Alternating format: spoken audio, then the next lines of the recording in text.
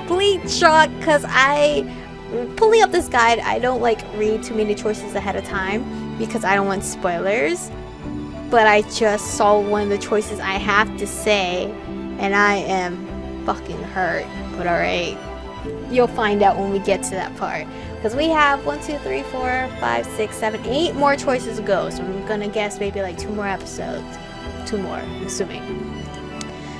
Sorry, I'm sure being blindfolded for so long isn't very pleasant. As soon as I could see normally again, I noticed something that had escaped me yesterday. Castle looked noticeably thinner, and he's wearing bandages beneath loose clothing. There were even a couple of small ones on his face.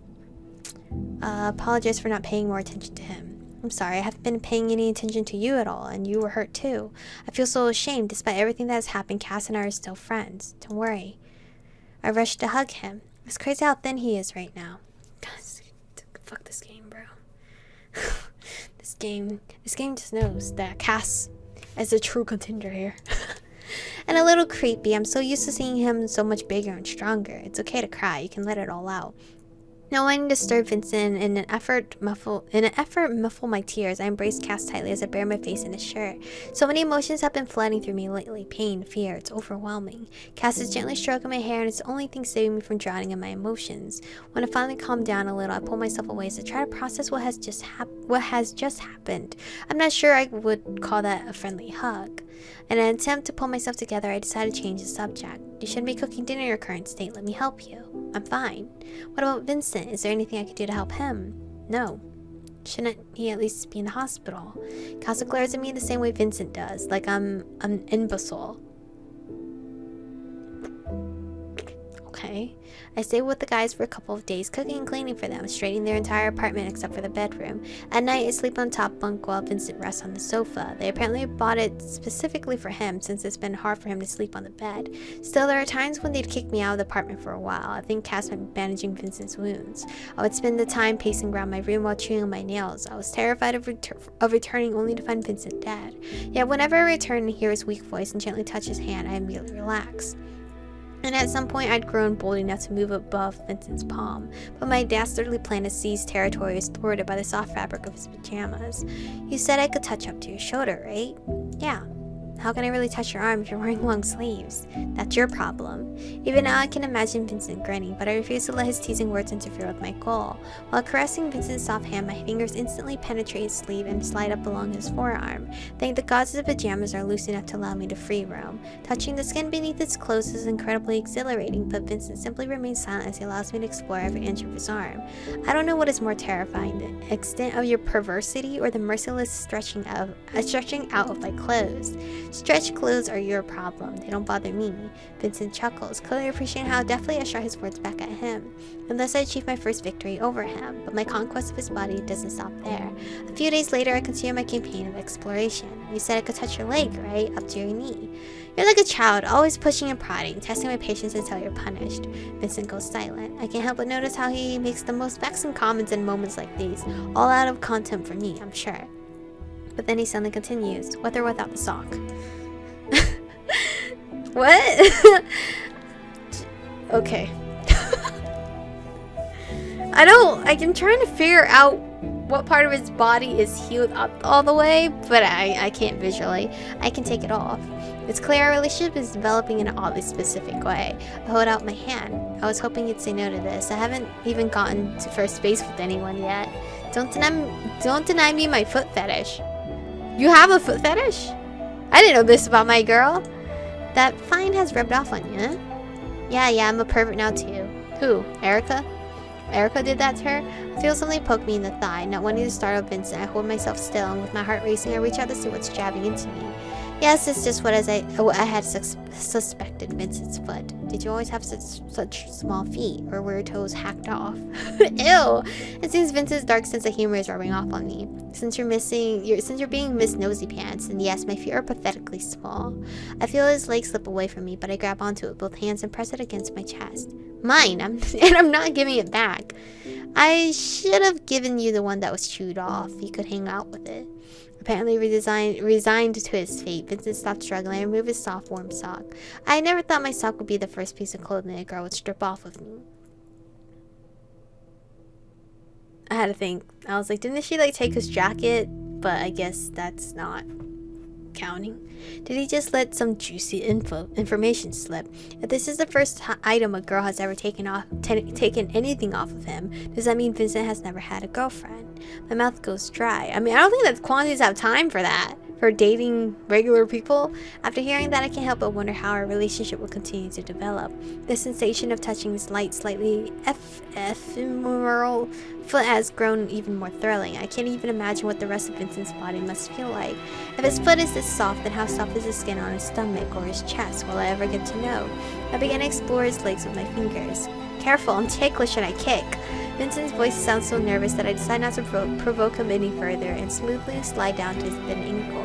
Touching him like this is making me feel dizzy. I can't believe he's letting me do this. I would never have dreamed I'd be in such a position. Where is Cass in all of this? Is he just watching? Because that's kind of awkward. As I continue to gently caress his leg, I grow a little disappointed. If only the fabric of his pajamas weren't separating me from his soft skin. I then move my way up to his knee and bump into his hand. That's far enough. Obediently, I slide back down to his foot and start warming it between my palms. It feels way too cold without his sock. I bet he has poor circulation. Can you let go of me already? You're getting way too fresh. Nope, it's not every day I get to paw you up like this, especially when you're so helpless. After another long pause, Vincent surprises me yet again. Whatever, besides your pestering is easier to deal with when I can't see a damn thing. At least I don't have to witness this debauchery with my own eyes. Wait, you can't see? Yep. Then how did you know that I'd been crying that day? Cass was in the room. So did Cass tell you? Can you guys telepathically tell each other stuff? Again, with their strange report, I don't understand it at all. Don't you dare think that just because Cass isn't here, you can take off your blindfold. I'll be hurt. Come on. You're forcing me to use non-forceful methods of manipulation. Anyway, if you behave yourself, I'll let you continue your depraved antics when I'm feeling better. I stop. That prospect sounds absolutely wonderful. Dreams really do come true. This is a nightmare. I can't believe I'm flirting. Disgusting. Aww. Cute.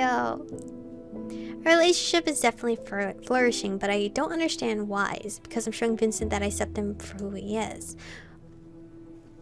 That totally makes sense. Whatever it is, I'm not stopping now. The following day, I continue my quest to learn more about him. Maybe you could tell me a little about your life.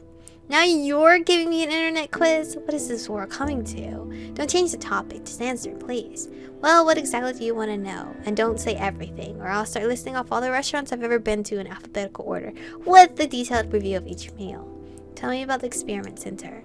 Someone needs to cut that fine's tongue off, it seems. Speaking of that fine, why do you call Erica that? Because it's a Hellion, a fine, a demon, Lucifer, Satan, Woolen, Beelzebub, Mephistopheles, Shaitan. I am pronouncing all these words wrong. I'm completely sorry. Have your pick. You two have an incredibly affectionate relationship. I'm jealous. Shut it, moron. That is the most disgusting sentence I have ever had the displeasure of hearing. Well, it's your fault I had to ask Erica about you anyway. If you told me more about yourself, I wouldn't have needed to. I pretend you've convinced me. In short, my Kwanzaa gifts manifested when I was only 5. Being more vulnerable at a young age, Kwanzaa children are usually killed by the hex shortly after they're awakened. I wasn't. I survived the attack. My family wasn't so lucky. I was lucky once again when Ein took me in. Ein has a flair for dealing with the hex, and so there were no second attack. Vincent falls silent. Hearing him talk about such heavy subjects makes me nervous and unsettled, and the way he so calmly goes into things only makes me feel worse. Ein took you straight to the experiment center and abused you. Don't you dare say that. Hearing the anger in Vincent's voice, I fall silent. He didn't abuse me. I actually offered myself to him as a test rat. Why? All I wanted was to kill the Altids, all of them, and to do that I needed a lot of power. The enigma that named Vincent is starting to make sense, but the picture he's revealing to me is frightening. I grab his hand. Don't you dare feel sorry for me. Everything that's ever happened to me has made me who I am today. Cass silently walks over and places a hand on my shoulder. He needs to rest, but you can stay if you want. Can I sleep next to him again? Arya, why are you scratching her face?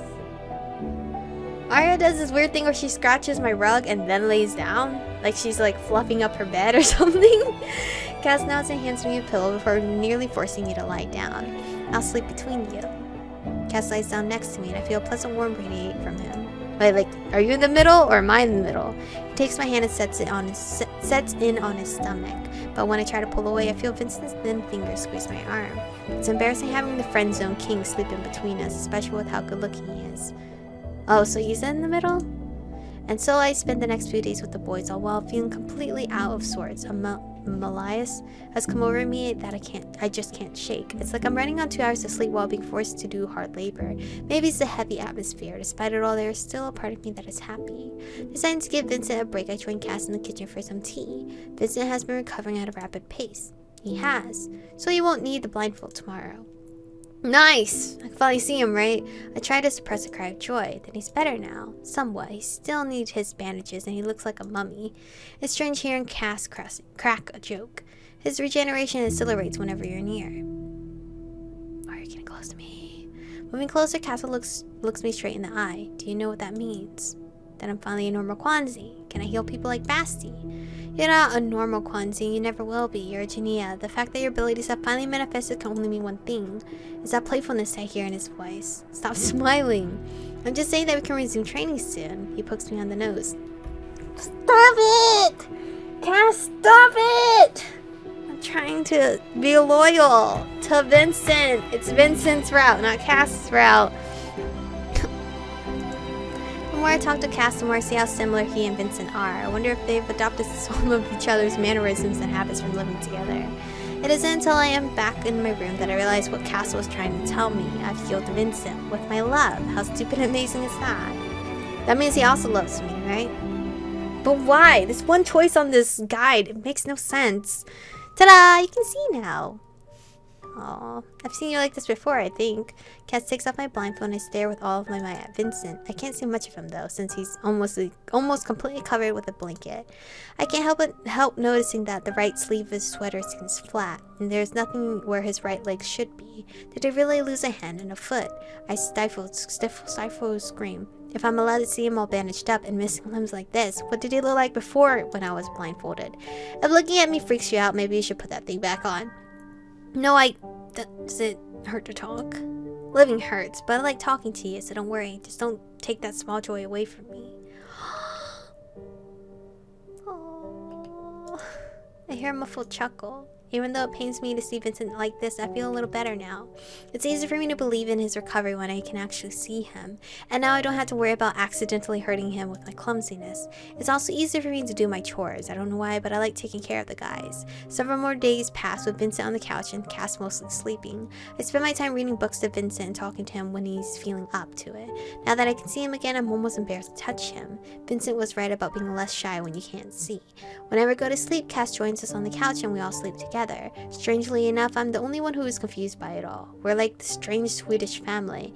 I worry that if I ask Cass not to sleep with us, I'll be exiled to the top bunk, and I want to be as close to Vincent as I possibly can. This continues on until I eventually wake up in Cass's arm one morning, and that is when I realize I can't do this anymore. The depravity needs to end. What the fuck is that word? I leave that very day with the excuse that I have a lot to do. Vincent doesn't say anything, Cass simply shrugs, so they ignored me. Once I'm back in my room, I try to analyze the situation. Considering their reactions or lack thereof, I don't think they suspect anything is amiss with my depraved heart. But even if they do know, it doesn't matter. I am the one with the disgusting thoughts in her head. I can't believe the moment my love became crippled, I began to subconsciously desire his friend. Hey, wait, what? That's what she meant?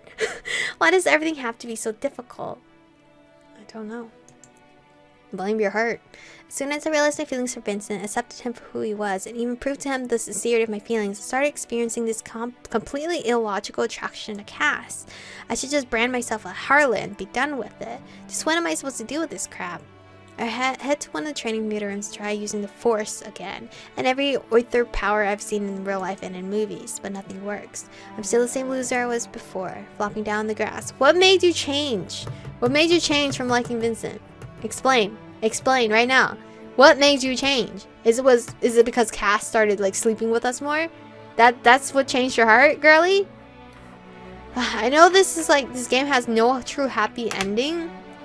But explain! How'd your feelings like flip-flop that fast? Flopping down on the grass, I think about what Cass said. I think he might have been hinting that being there was helping Vincent heal. But what if he was just trying to make me feel better? Or worse, what if it was a joke?